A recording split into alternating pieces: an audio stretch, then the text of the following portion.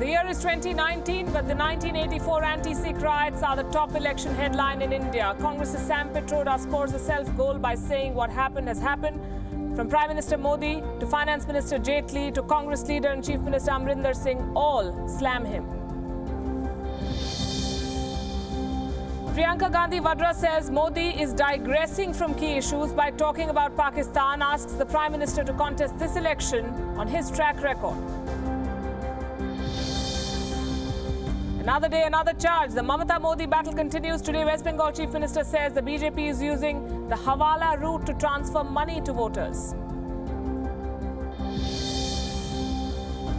And the Supreme Court reserves its verdict on the Rafale review petition. The petition seeks the review of the December 14 judgment of the Rafale case, which gave a clean chit to the Modi government.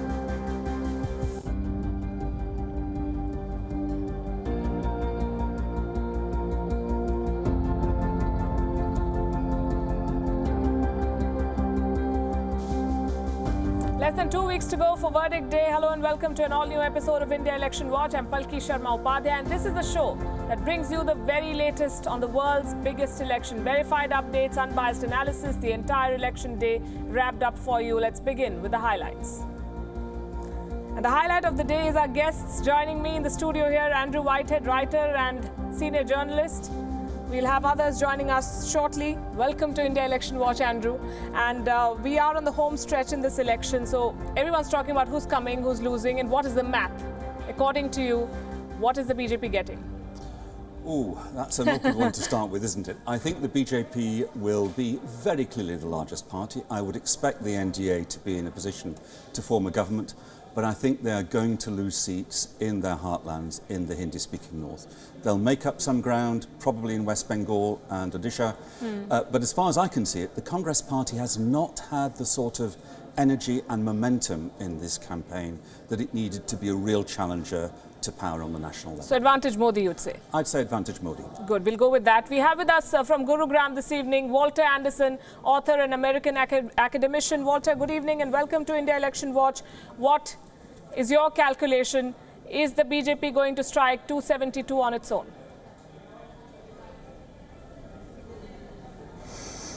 I don't think it will on its own, though I could be mistaken, given the uncertainty in the election and there's a large vote segment, some 42%, who haven't made up their minds yet.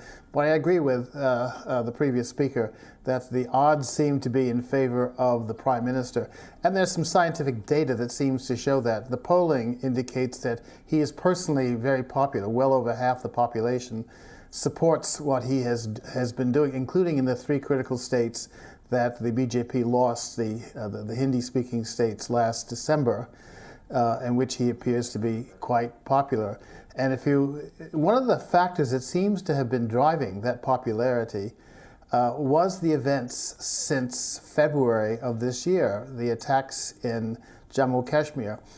Now, while people say that it's not the top of their agenda, but if you look at the statistics, in January of this year, the percentage or the number of seats that were polled in sort of the poll of polls indicates that the BJP was getting and the NDA maybe getting 240, 260 seats. But since then, it's jumped up about 30 seats, and it has stayed about that as well. So the advantages are the BJP. Now, I just arrived in India this morning, and one of the things that struck me is looking at the various hoardings, and 2 figures stand out. One, of course, is the Prime Minister, and the other one is Rahul Gandhi standing out. Now, there the BJP has an advantage. It has much more money than the Congress to pay for such things as hoardings and TV, advertisements and that sort of thing. Right. Now, I'm not sure to what extent that will help it in the election, but it'll be certainly something to watch to see to what effect that the analysts say that this improved advantage has for the BJP. Indeed, this is a story of many parts, lots to discuss. We'll keep coming back to you, Walter Anderson. Also with me in the studio is Lord Meghnad Desai, author and Professor Emeritus at the London School of Economics. We are looking at the broad strokes right now, and we are looking at everyone's calculation, because this is the question. Is Modi coming back, and with what kind of a margin? Let me ask you, do you believe that the Congress will hit the 3-digit number? Congress will? hit the 3-digit mark? No. No. Let me put it this way. I put BJP at 230, Okay. and Congress would be lucky not to be a third of BJP and get a little bit more. NDA will form the government because other people, other stray parties will also join. They join with success.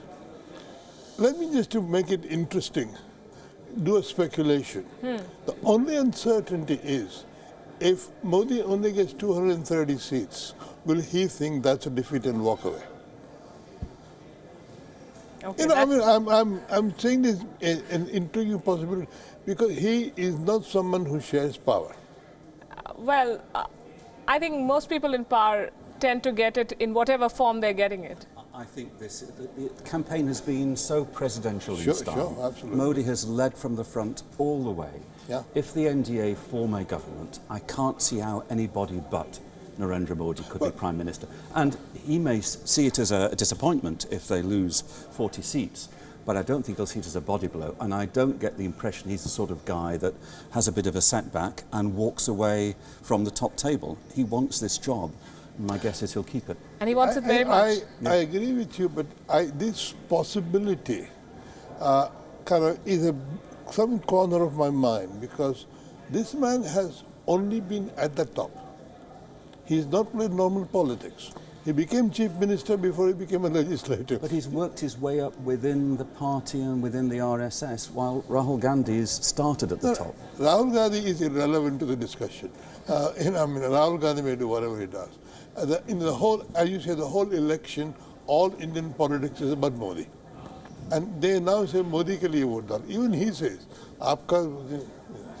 And so he has made the personalization as his virtue. Yeah. I think it's comments like yours which are forcing his team to come out and say, the likes of Nitin Gadkari saying in interview after interview, I'm not after the Prime Minister's post. That's not something I'm looking at. So I think this is part of the discourse. Let me make another blunder since I'm at it.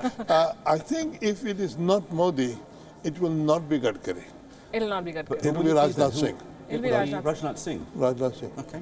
He's got seniority. He has kept his slate clean, been very efficient Home Minister, and as far as the BJP RSS are concerned, he's a safe pair of hands. I'm not sure how many surprises India is ready for, and we're getting ahead of ourselves. Let's let's bring up the rally roster. We're building up to the 6th phase on Sunday. All the parties made a final pitch to the voters. 59 seats up for grabs in this phase, Sunday, May the 12th.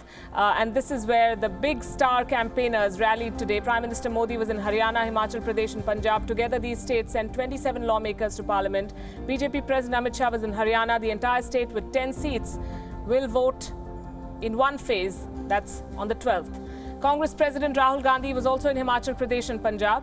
The anti-Sikh riots of 1984 dominated the election discourse today. It began with another foot-in-the-mouth comment by Sam Pitroda. This is what he said on Thursday. It's also another lie. बोल यार आप तो झूठ बोलते ही रहते हैं रोज यार. आज हमारे पे झूठ बोला, कल आप पे झूठ बोला और आप लोग झूठ प्रमोट करते रहते हैं. अब क्या है 84 का? बात तो करिए आपने क्या किया 5 साल में. उसकी बात करिए. 84 में हुआ तो हुआ. What happened, happened. Those words were enough for Prime Minister Modi to launch a scathing attack against the Congress. During his rally today, he called the Congress insensitive and arrogant. The entire senior leadership of the BJP joined him in criticizing the Congress party and the Gandhi family in particular. The row is over the Nanavati Commission probe of the 1984 riots in Delhi. The BJP has claimed that the quote-unquote instructions to kill came straight from the office of then Prime Minister Rajiv Gandhi, who'd taken over after the death of his mother, Indira Gandhi. Shortly after his rally in Rohtak, the Prime Minister took on the Congress again.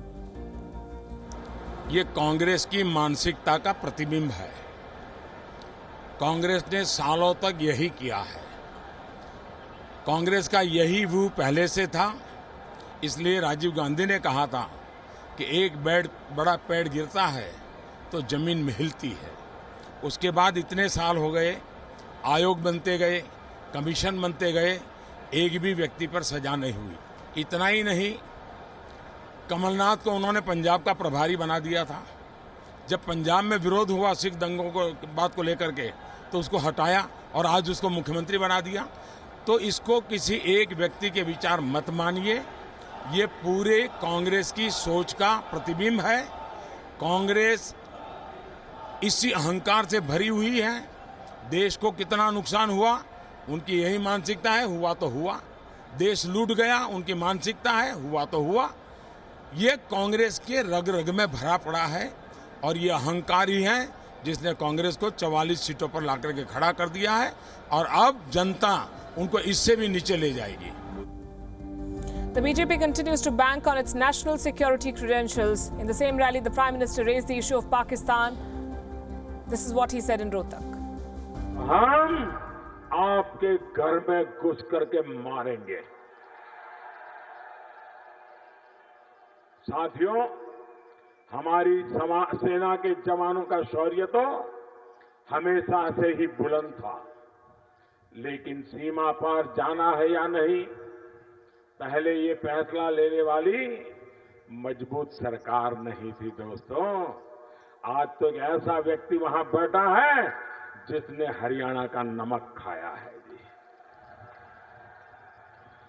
आज हम घर घर में घुस करके, उनके हौसले कितने ही ऊंचे हो, घुस करके मारते भी हैं और दुनिया हमारे साथ खड़ी भी रहती है। आज पाकिस्तान अकेला पड़ गया क्योंकि हमारी कूटनीति भी मजबूत हुई है। भाई और बहनों, देश जब समर्थ होता है, सुरक्षा करने में सक्षम होता है, तभी दुनिया बात सुनती है। साथ Rahul Gandhi, meanwhile, questioned the Prime Minister's track record. No prizes for guessing what he was talking about. Rafale and Chaukidar. Kabaddi match चल रहा है। एक तरफ नरेंद्र मोदी जी, दूसरी तरफ कांग्रेस पार्टी की टीम। अब नरेंद्र मोदी जी हमारे साइड में, हमारे हाथ में हैं। अब नहीं निकल सकते नरेंद्र मोदी जी। अब बस कबड्डी कबड्डी कबड्डी कबड्डी कबड्डी बोल रहे हैं। 10-15 सेकंड और चलेगा और फिर वो भी शांत हो जाएगा, सांस टूट जाएगी, खत्म। कहते हैं हम सब चौकीदार। नहीं नरेंद्र मोदी, प्रधानमंत्री चौकीदार नहीं होता है। प्रधानमंत्री का काम जनता की आवाज सुनकर जनता का भला करना होता है। Andrew, I want to ask you this. You know, if I played a soundbite from 3 weeks back, you wouldn't be able to tell the difference. Has this campaign become a regurgitation of the same charges, counter charges, Namdar, Kamdar, Rafale? I mean, I think it's been quite sterile. I mean, of course, we're now coming towards the end of the voting, so you wouldn't expect new themes to emerge now so late in the campaign. But as far as I can see, the whole allegation about the Rafale deal has not got a great deal of traction with the voters. So he's banging on about something which is not, I don't think, winning him support. And you saw Priyanka earlier in the week saying, why aren't we talking about North Bandi, why aren't we talking about GST, a whole range of different issues which Rahul Gandhi has mentioned and mentioned quite a lot, but not in the same way that he's repeated the phrase Chokidar Chor Hai, which is, his mantra in this election campaign. And I think a lot of people look at Narendra Modi personally and think, actually, no, he's not a chore, so it doesn't really work. what do you think? If Rafale doesn't get traction, survey after survey has shown that national security is not necessarily an election issue. It doesn't necessarily impact voter behavior or wars for that matter. In a sense, Narendra Modi, when he's told about this, why are you going on national security? He said, I talk about development too, but nobody gives me headlines for that. And I think that there is a point to that. But the election campaign is tired. People have made up their minds. And I think this proves that the Election Commission ought to have a shorter, sort of campaign, because we can't go on like this. I mean, this is just getting very tedious. But I do think the BJP do know the value of Balakot. So I was looking at the newspapers today and the BJP display ads, striking at the roots of terror. You look at the BJP manifesto, the first section is about national security. So this is something that they've made the most of, and it's very difficult for an opposition party to challenge but them. that's where the numbers come in, that's where the records come in. They may be operating, all of us for that matter, may be operating in an echo chamber. Right after the Kargil war, the BJP's tally did not improve. No, and I don't know how many people who wouldn't vote for the BJP are going to vote for them because of the national security issue. But even if it's just one voter in 50, an extra 2% on the BJP's national standing, that would matter. Walter Anderson, I want to bring you in here. Do you believe that political parties lack imagination, that they're harping on about issues that the people do not necessarily care about or vote about? Well, I think there's a lot of truth to that. What our previous two speakers have just mentioned. But I want to say something about the national security issue. While polls show that it may not be the top of issues on the voters' mind, what it does do is it focuses on Prime Minister Modi tough action, that he's a leader. And I think Indians like the notion that they are led by a person who is a leader. I was a student in India at the time that Indira Gandhi was also, in a sense, reacting to Pakistan. And people liked the fact that she was tough in her response to Pakistan. And I suspect that that's what's behind the BJP pushing Modi as a person. It has become something of a presidential campaign. And to be quite frank, the Congress is itself making it part of a presidential campaign by the attacks on Modi and then focusing Modi versus Rahul Gandhi. And on that, I suspect that Modi comes off far the better. You gave a couple clips of Prime Minister Modi giving a speaking engagement. That's one of his great strengths. He's a fantastic orator. And in fact, what strikes me about this, getting back to your original question on issues, is that the issues tend to be identity-oriented, which has been true in India for years. For example, who's going to get the Jat vote in Haryana? Who are going to get the Sikhs in Delhi, which is one reason why the 84 instance has come up again, because it's a focus of the BJP and saying, we defended you in 84, you should support us now. And you go around the country and you can see this identity issue as well. What I'm amazed by is how little class as an issue is focused on in this election. It's very heavily identity issue, and the two leading figures for the prime ministership, Modi on the one hand, Rahul Gandhi on the other. So coming back to national security, Andrew, what I want to ask is that has the BJP trumped the Congress on this one? Because first they questioned the surgical strikes, then they went on to say, we've also done something like this. They questioned why Balakot is Modi's success. The response is that how was 1971 Indira Gandhi's success?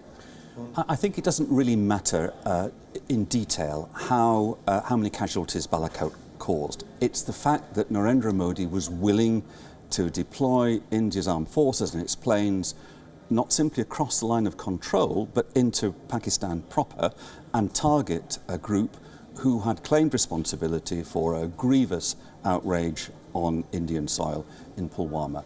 And I think many people feel that they're not quite sure if Rahul Gandhi was Prime Minister, whether there would have been quite such a tough response.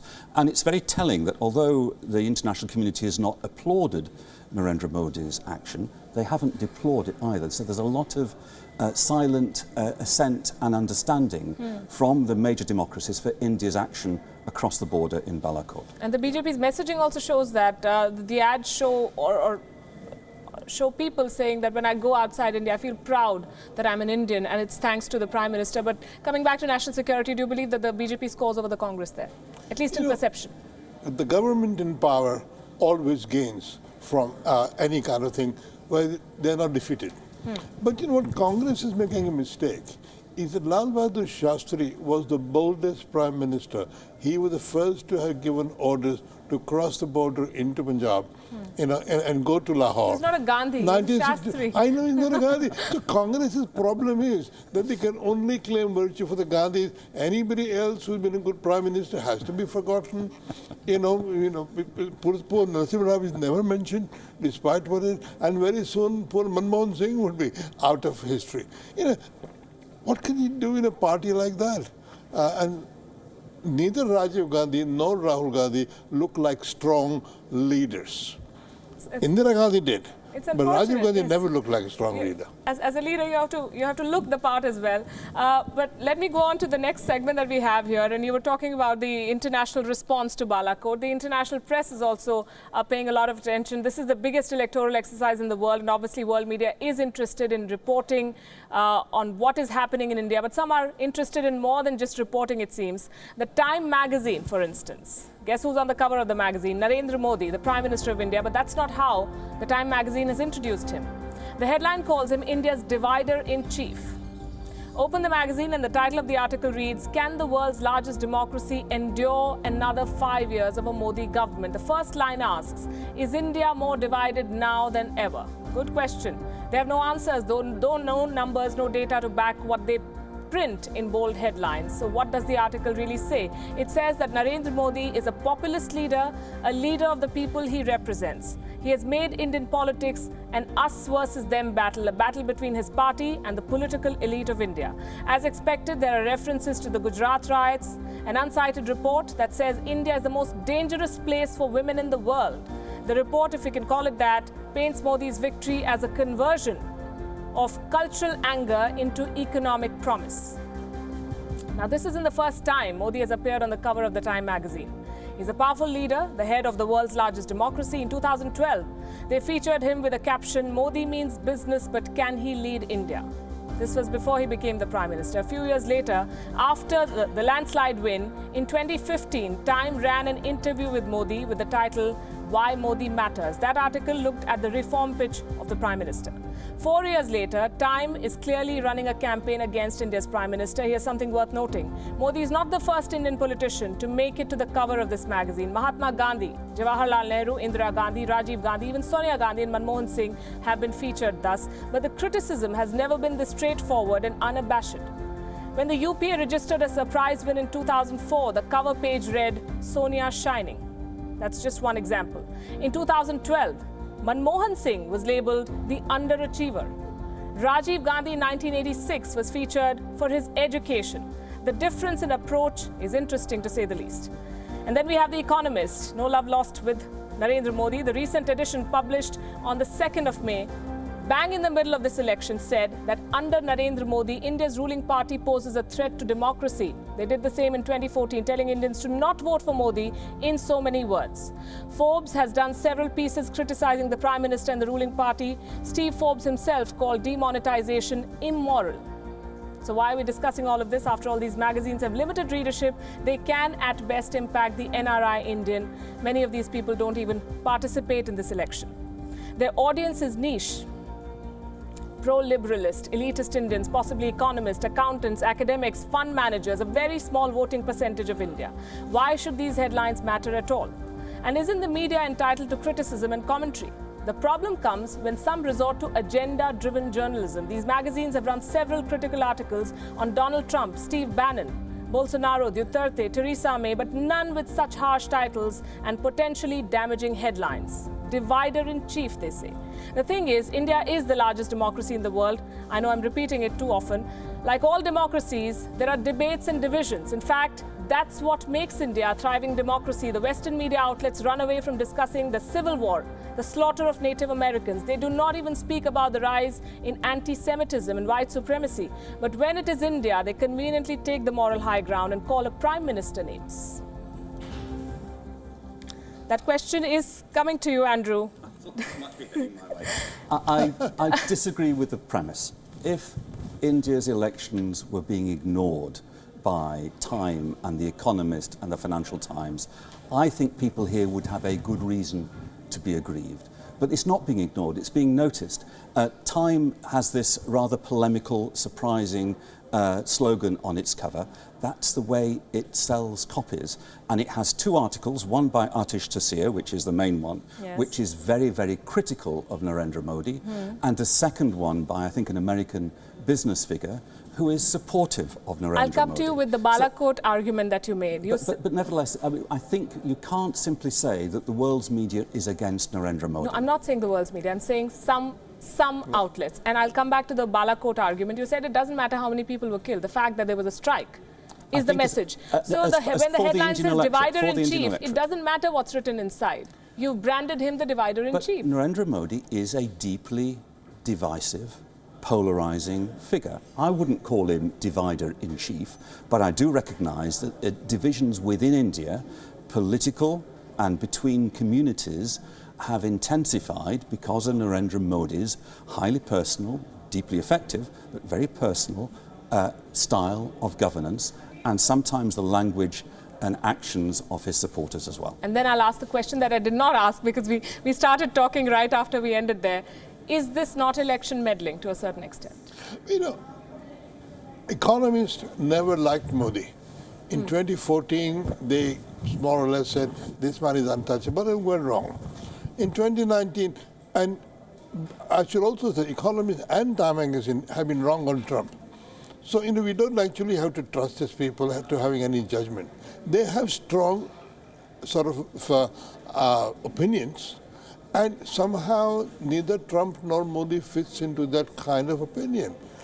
I think that it's not that Modi is going to divide the country, but he may command a huge majority. That is what is worrying these people. Right. Walter Anderson, this morning I got a WhatsApp message which said there are some bitter pills we all must swallow. One of them is that not everyone is going to like you, and you must learn to live with that. So should the Indian leadership, the BJP leadership in particular, learn to live with the fact that there are going to be some Western media houses which will never like him and which will tell people of India to not vote for Modi every time he stands for re-election? Well, I wanted to say something on the impact of those publications that you mentioned. First of all, Time is of declining circulation. And the article that you mentioned had something else that was interesting. It also said that the opposition to Modi is led by a person who is part of a dynastic system, and they said it in a negative way. Generally, the article did not make India, India did not come out well in that, and that's not unusual in the publications that you mentioned. Now, what impact does that have? Let's take the groups that you mentioned, the US leadership or the British leadership. Modi has been received very well by Barack Obama and by President Trump, who they both have said that they like him. So apparently that kind of rhetoric hasn't affected at the top political level. Take the American Indian community. All polls I've seen indicate that the overwhelming majority are in favor of Narendra Modi. So has it affected them? Marginally. Then look at the Indian American press, the major publications. They have tended to run articles highly favorable to Narendra Modi. So one has to be careful when you look at those international journals. And on the other hand, I think a typical Indian response might be, well, you know, that's foreigners in a sense meddling or trying to meddle in our affairs. And the reaction here, my guess is likely to be negative. I don't see the Congress Party or Rahul mentioning these articles in their own speeches as proof that the Congress is good and the BJP is bad, because I think there would be a backlash, a popular backlash, if that were to happen. Right. I come back to Andrew, and barring, as we saw in those pictures, barring Sonia Gandhi and Rajiv Gandhi, I don't think there were very many favorable headlines for Indian leaders in the Time magazine. Someone said that democracies are becoming illiberal because liberals are becoming undemocratic. Does this kind of writing reflect that trend? I don't think so. I think what it does reflect is there's still a real comprehension gap in Europe and in North America about Narendra Modi and Hindu nationalism. People can see his success, they can see his appeal, they know that when he travels the world he gets massive audiences. I was at Wembley where a few years back Narendra Modi addressed 55,000 people, and he was introduced by the then British Prime Minister David Cameron. If David Cameron spoke at Wembley, he'd be lucky to get 5,000 people on a good day. So that I think they understand there's something new that happened in 2014, which they're still trying to understand. And there's an appetite to understand, but there is also a sense that across so many of the world's major democracies, people who might loosely be described as right-wing populists, and I'm not simply talking about Narendra Modi or Donald Trump, but I'm looking at Turkey, I'm looking at Brazil, have come to the fore in a way that they haven't in the past. And yes, the liberal West is concerned about that, and it does lead to a certain amount of headlines which overstate the case. So the voter may not be influenced by these headlines. How do you think Narendra Modi reacts to something like this? Because he likes being talked about. He likes being in the spotlight, and it's very easy for him to feel victimized, I think. Yeah, my view is that he likes being talked, but he's actually quite a sensitive person. You know, the Sood Butki Sarkar hurt him. Mm-hmm. It's hurt him very much. There's one time Rahul Gandhi landed a blow, and he changed his behavior towards businessmen for a while. He didn't want to be thought of as, you know, a crony. Mm-hmm. So he has taken a lot of criticism through his political life, more than almost any other Indian leader. But the fact that somebody in an open democracy like India, if he comes back for a second 5-year term, which not many previous leaders have done, and let's face it, he would have changed the rules of the game. Right. Talking about messaging, know your audience. No politician can ignore this time-tested mantra in India or anywhere else for that matter. The BJP knows this well. So as the election progressed, it has carefully molded its narrative. It's a campaign of targeted messaging. Tonight we take a closer look at their campaign. Soon after the elections were announced, the BJP began its campaign by targeting the Gandhi family. Specific, pointed criticism was directed towards proposals like Nyaya, or the promise of minimum income for the poor. The BJP began hard selling the clean image of the Prime Minister and his tough stance on terrorism. These are the pillars of the party's campaign still. But as the election moved to the north of India, the BJP tweaked its messaging. The strategy is more or less the same, but different issues are now dominating the discourse. For the last two phases, the BJP has been making repeated references to the 1984 riots and Rajiv Gandhi. Prime Minister Modi is leading the charge. During a rally in Pratapgarh, he launched a strong attack against the former Prime Minister. आपके पिताजी को आपके राग दरबारियों ने mister clean बना दिया था। गाजे बाजे के साथ मिस्टर क्लीन चला था। लेकिन देखते ही देखते भ्रष्टाचारी नंबर 1 के रूप में उनका जीवन काल समाप्त हो गया। What followed was a barrage of criticism against Rajiv Gandhi. Subsequently, the Prime Minister raised the 1984 Sikh riots. Social media was used to push a story about the alleged misuse of the INS Virat. Reports say this was a planned move. It came straight from the Prime Minister. Delhi and Punjab are going to the polls now in this phase. Issues like the 1984 riots still resonate with these voters. The idea is to attract votes based on issues of local importance. But the BJP has gone one step further. They've managed to turn these issues into topics of national discourse. Effectively, the party has managed to set the agenda even in the last lap of the election. An interesting side note here. After the INS Virat story went viral, look at the picture on your screen, a cartoon that has caught the attention of netizens. There was considerable public anger over Rajiv Gandhi's trip to the Lakshadweep back in the day. Popular Indian cartoonist R.K. Lakshman captured it in this cartoon, in this sketch. It shows Rajiv Gandhi with his wife Sonia Gandhi, and a text bubble next to her says, "Relax Rajiv," I'm quoting, "now you're away from the problems, scandals, inflation, riots, poverty, capitalism, socialism, etc. and you're already worrying which place to go to relax next." Walter Anderson, what is Rajiv Gandhi doing in the headlines of 2019 elections?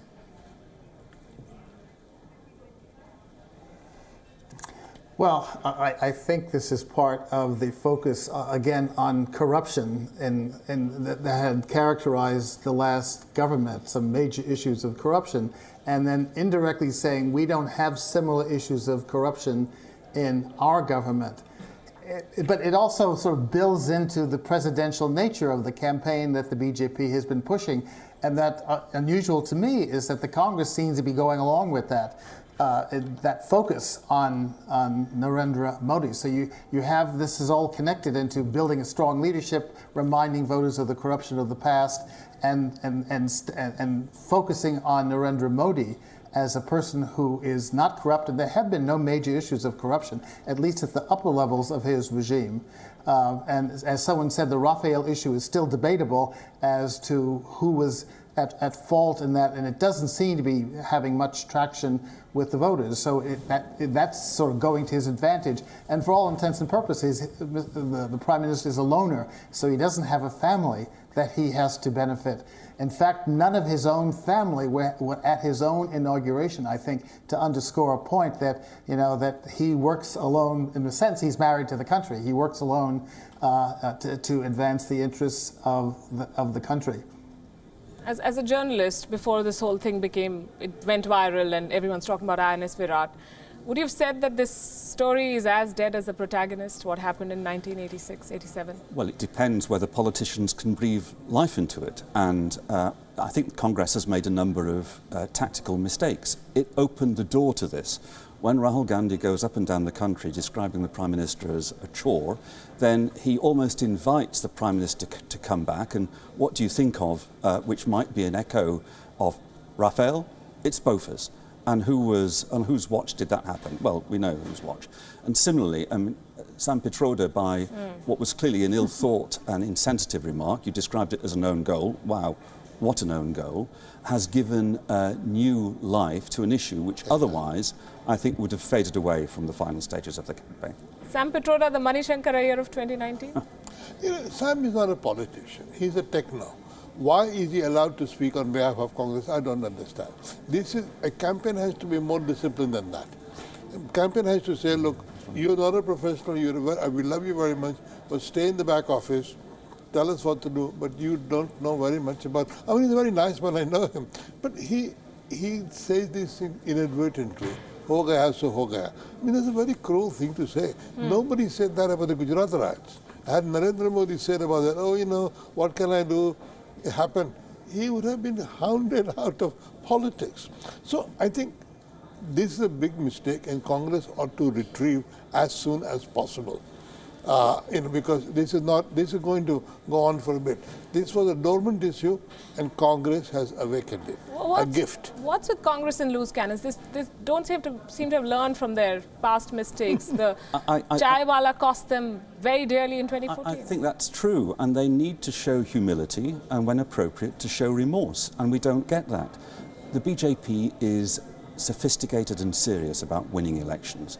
I'm not sure whether the Congress is quite as sophisticated. I mean, just look at the way in which they've failed to piece together alliances with other parties. Yes, of course, they have a few allies, but they haven't sealed the deal with a whole range of parties that they needed to get on board. And they've known for 5 years that they needed these alliances to make a big step forward in these elections. And I wasn't party to all the discussions, but it does feel that they just wouldn't bend the knee when they needed to. Right. Walter Anderson, Punjab and Delhi are voting in this phase, and the likes of Amrinder Singh have been forced to say that what Sam Pitroda has said is shameful. How damaging will this be for the Congress party? I haven't seen any polls that indicate that. My guess is it will be damaging, especially in Delhi, where the worst of the anti-Sikh riots took place. And you can see that in the voting statistics. The Sikh voter of Delhi has tended to support the BJP, both in local elections and nationally. Now, to a certain extent, there was a loss in the last assembly election, but the BJP, I think, is hoping to gain it back by this recourse to what I mentioned earlier, is identity politics. And of course, references to those riots in '84 is an extension of identity politics to get Sikh support in both Delhi, where there's a huge Sikh population, as well as obviously in Punjab, which has a Sikh majority population. Now, whether that works against Amarinder Singh and what he has done in Punjab, I don't know, because Punjab is one of those states in which the Prime Minister's popularity ranking was relatively low. The other states were in the south. And so I'm not sure to what extent, but I think it will have an impact in Delhi. Right. The other state we're looking at very closely is West Bengal. The battle for Bengal has the potential to decide the next government in India, both the nature and the structure of the next government, let me add. The campaign in the state has seen a bitter war of words between the Prime Minister and West Bengal Chief Minister Mamata Banerjee, so much so that the left, which is a traditionally strong political force in that state, has been pushed to the third place. Since 2014, the BJP has made significant inroads in the state. In most constituencies, it's the Trinamool Congress versus the BJP. We've spoken spoken about how the Prime Minister has prioritized the state's 6 rallies for the remaining 17 seats in Bengal, more rallies per seat than even Bihar, Uttar Pradesh and Haryana. That shows you his priorities. In a recent interview with Wion, he also expressed confidence in the party's chances. Listen into his calculation. Bharatiya Janata party के आज sitting MP है, उससे ज़्यादा हमारी victory होगी। पिछली बार से ज़्यादा वोटों से विक्ट्री होगी। एनडीए के हमारे जितने साथी हैं उनका भी टैली बढ़ेगा, उनकी संख्या भी बढ़ेगी, उनका मार्जिन भी बढ़ेगा। देश के कई भागों में हमारी उपस्थिति थी, उसमें भी अब संतुलित हमें परिणाम मिलेगा। एक प्रकार से हिंदुस्तान के हर कोने में होंगे और हम पहले से ज़्यादा नंबर में भी होंगे, पहले से ज़्यादा वोट संख्या में भी होंगे। But that's not what we're going to look at today. A troubling video has appeared on social media. Take a look at this.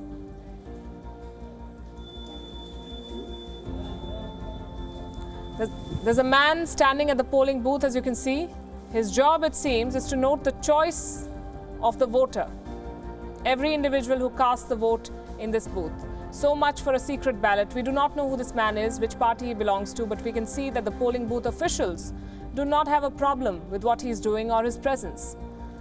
We have a problem though, because this is an attempt to target a fair vote. This is a gross violation of the election process, rigging of polls in the digital era. This video has gone viral on social media as well. The BJP says these people belong to the Trinamool Congress. In fact, that the BJP has sought re-election in some places in Bengal. And let me add, this is just one of the many videos circulating on the internet on violation of the electoral process in West Bengal. Very hard to verify individually, independently. Now, opposition leaders have questioned the veracity of the electronic voting machines. They want 50% of the paper trail to be audited, but not one of those 22 party leaders have raised a question about videos like these.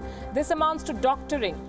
This amounts to manipulating an election. What is the solution, you may ask? We do not know. Union Minister Prakash Javadekar had said last week that polling officials, election officials and voters were being threatened. Central forces were not being allowed to discharge their duty in the 6th phase in Bengal. Mamata Banerjee and Modi have disagreed on many things, but the worst of this tussle was the retaliation from the state police against the central forces. A month ago, it started with the West Bengal police versus the CBI. Now, central forces are being stopped from protecting elections. West Bengal is a high-stakes battle, not only for the BJP, but also for the political future of the Trinamool Congress. And videos like this one show that political parties will go to any lengths to win the state. A very disturbing video, Lord Desai, yes? They show the TMC is very nervous. You see what people have forgotten? That the founder of Jansangh was Shama Prasad Mukherjee. He was from Bengal. And these people know that there is a substrata of pro-Hindu vote in West Bengal, and they are recovering it. We had forgotten because of CPM rule for many years that West Bengal is not like this. And this is what is threatening Mamata. And if Mamata can't win more than half the seats in West Bengal, she's finished. Right. And this is the BJP's claim that some of these people belong to the Trinamool Congress. I don't want to go down that road. We do not know who these people are. But we've seen the sequence of events. Central agencies not being allowed, the CBI not being allowed, the ED not being allowed, the Chief Minister not taking the Prime Minister's phone call for cyclone relief. Is Mamata Banerjee betraying her nervousness, or is she championing what the media started calling Bengali sub-nationalism? Well, she is certainly championing the Bengali sense of wound in the way that the left did for generations before she took over from them in 2011.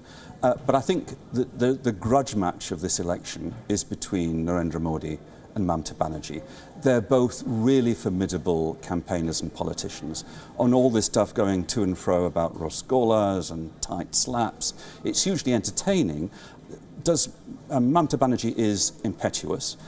Clearly, it seems to me that she, as Chief Minister, should take a phone call from the Prime Minister to discuss cyclone relief. But nevertheless, she is her own person. The video that I hadn't seen this video before, at first glance, if it's as described, it's clearly concerning.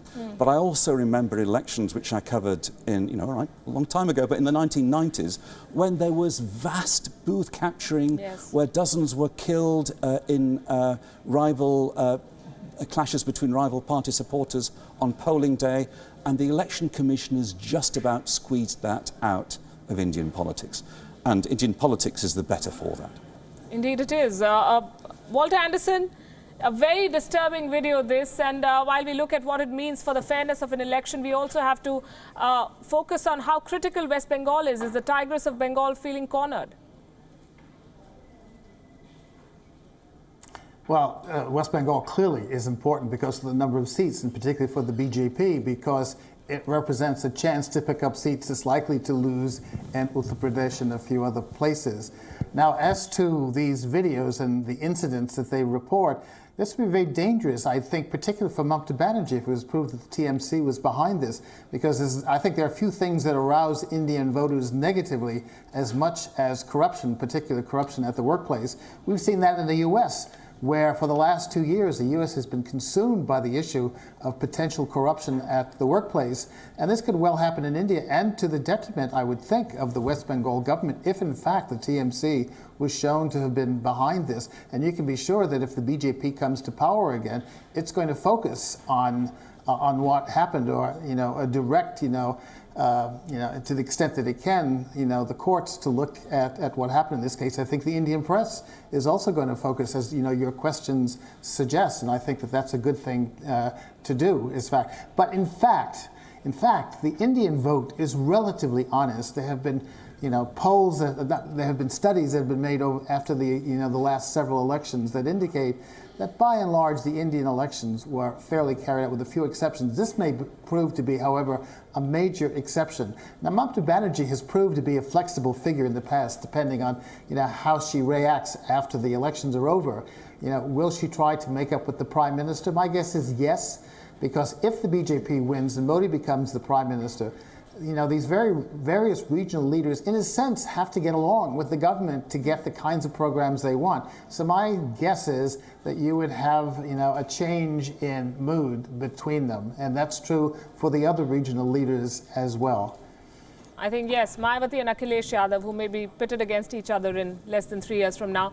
But yesterday we also listed 5 key battles in Phase 6, and today we'll bring up 5 more, starting with Pratapgarh in Uttar Pradesh. In 2014, Apna Dal defeated the BSP and the Congress here. Apna Dal was part of the NDA. This time the BJP is directly in the fray.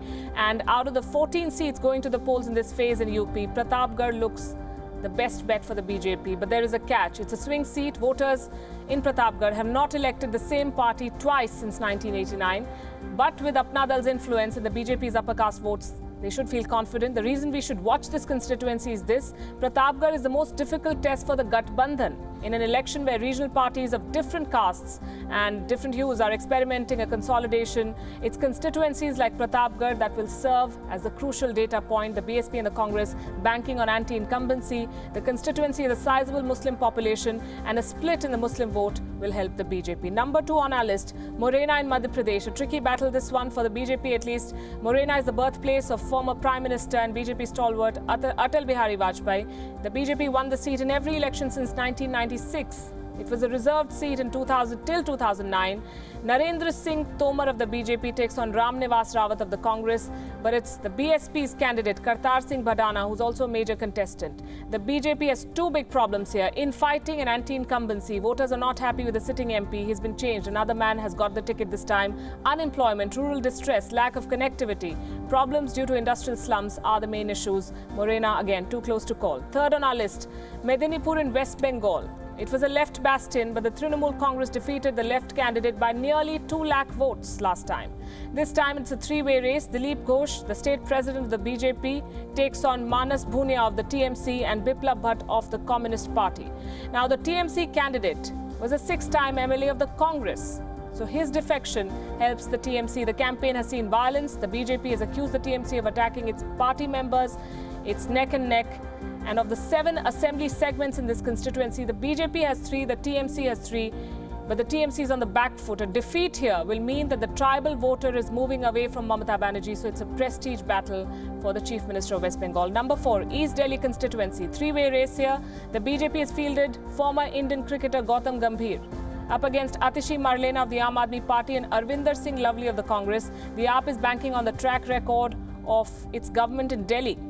It has also demanded full statehood for Delhi. The party is betting big on this seat. Atishi Marlena's campaign is based on the achievements of Arvind Kejriwal, but Gautam Gambhir is a popular candidate. He has faced criticism already, and that is an indication perhaps of the fear in the opposition camp. Besides, the anti-BJP vote will be split between the AAP and the Congress. Had there been an alliance, in fact, East Delhi would have been a tricky seat for the BJP, but now Gautam Gambhir is in with a chance to open his innings as a parliamentarian. Last on our list, the big ticket battle in northeast Delhi. Former Chief Minister Sheila Dikshit in the fray for the Congress party. The BJP has fielded sitting MP Manoj Tiwari. The AAP is going with Dilip Pandey. It's a battle of heavyweights and a battle with many variables. The constituency is the highest concentration of Purvanchalis, Muslims, migrants from UP and Bihar. They are the deciding factor in northeast Delhi. Traditional Congress voters have shifted to AAP in the last 4 years, but there's Sheila Dikshit in this time, and her presence may bring them back.